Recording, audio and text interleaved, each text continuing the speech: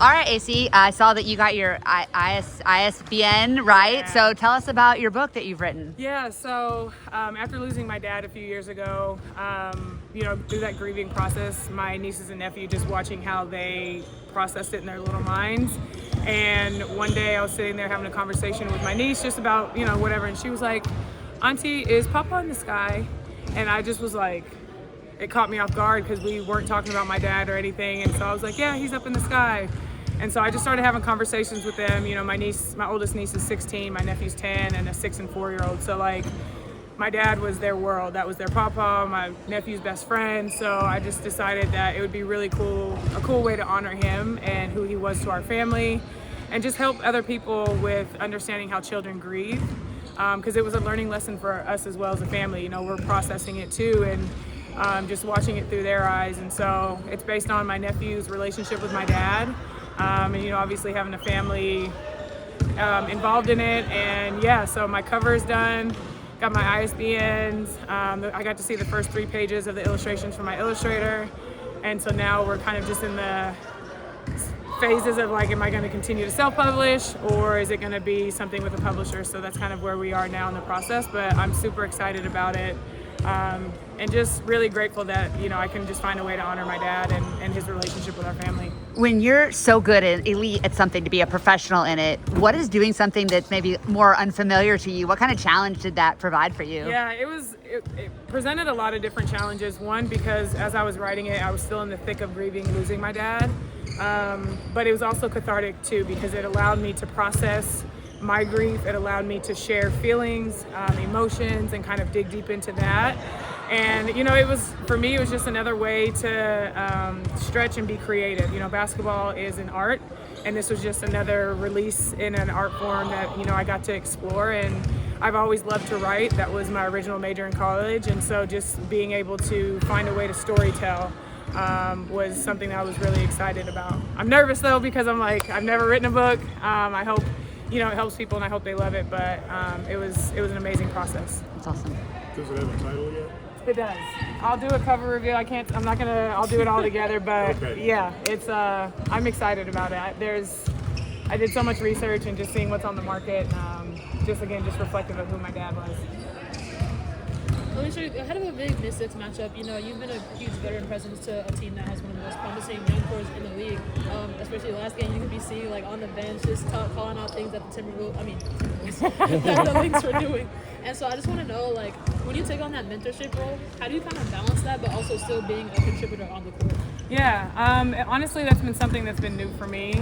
And so for me, it's just finding ways to still, I guess, make an impact whether I'm on the floor or not, because those are things that I can't control. And so for me, it's how I prepare, even when I am playing. It hasn't changed, and so just being able to share those things, whether I'm watching my scout and my film and tendencies, etc., I can now just translate that and then give that to them when they're out there to help give them an edge up in whatever way possible. And so for me, it's doing the same things, preparing the exact same way. I feel like I've always been in a leadership role with the teams that I've been on in this league, and so that hasn't changed. And so for me, yeah, it's just like I prepare for games the same way, because you never know, what a night is going to look like. This is a long season, and just being a professional through and through, and I think passing that on to them is one way that I've always been a leader by example, and so I think that's just this is a new way to be able to do that. Speaking of that, you were with Sonia and Kiki last season. Yeah. Just talk about being their mentor, and also just how they develop and how they're playing this season. Yeah, they're playing phenomenally right now, and it's no surprise, like being around them last year, just watching their work ethic, watching their competitive spirit. They want to be great, and it's something I keep joking about. I'm like, these young ones, like, they get it. They're not only hard workers, they're extremely humble, they're competitive, and they're joyful. And so watching them last year, being around them, it was perfect timing, just everything that I needed in that moment. But they're so skilled, and just their will to want to be great, I think is something that's really special about them. And so watching them this year, the start of this year, the way that they're able, Kiki's dominating on the boards, and I see her confidence, and where she's put that work in off season. And Sony's poise, even last year I said that her poise, even as a rookie last year, was so impressive to me. And I see it elevated even more this year. Like, she's so under control. She's getting to where her spots where she wants to get. So they're a special duo, and it's, we have our hands full making sure that we can help contain them. You just kind of segued into the next question I was going to ask. You being a mentor, just how does that help you as a player overall? For me, when I look back over my career, I, even to this day, talk about my mentors and my vets that I had.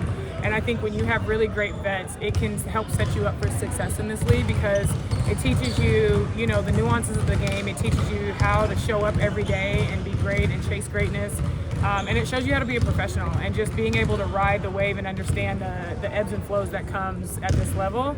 And so for me, when I thought of the impact that had on me, and I was an older rookie, I came in at 25, so I played overseas a couple years, but to come into this environment and have the amazing vets that I did, I always said, okay, when I get in that position, I'm going to pour into my young players the same way, because I want them in 10, 15 years to be like, yeah, when my vet was here, and AC helped with these things, because for me it's just a way to kind of carry on that legacy of the OGs before. And so that's really, I feel like having great vets in a mentor type of space can really just help the trajectory of your career.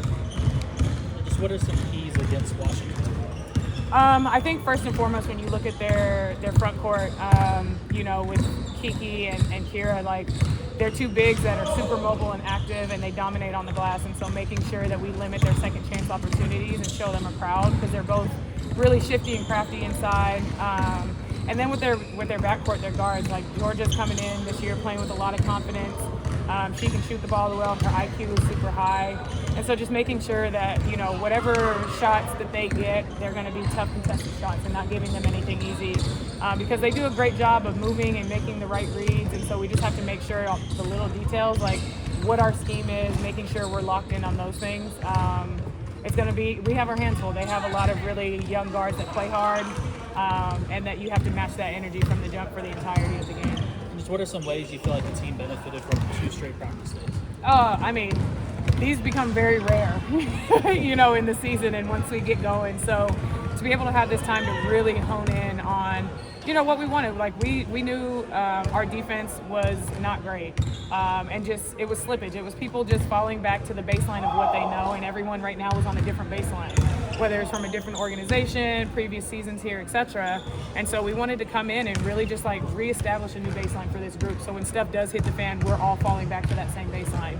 And so when you can get in and compete and push each other and kind of just get that like grind, tough practice, I think it helps, because as you get into the rhythm of, we have 3 games in 7 days coming up, you don't have time to practice, so you have to build good habits. And so to be able to have these 2 days to start reestablishing good habits, I think it'll be beneficial for us. Hey, so you mentioned success in the game when you were referring to Rashad's question. I just want to ask you, as a player who's had success in this league for over a decade now, what do you think is a big misconception that young players may have about what it takes to be successful in this league? I think maybe they think it comes easy and that it's supposed to come quickly. And, when you look over, there's players who, and success looks different for everybody. Just because I've won championships doesn't mean my success is better than anyone else's success who maybe hasn't won yet. But I think just understanding that it's going to be the details, the preparation, and it's the long game. You know what I mean? Like, there's so many things that have to fall in line and be perfect at once for you to be able to be in a position to compete for a championship.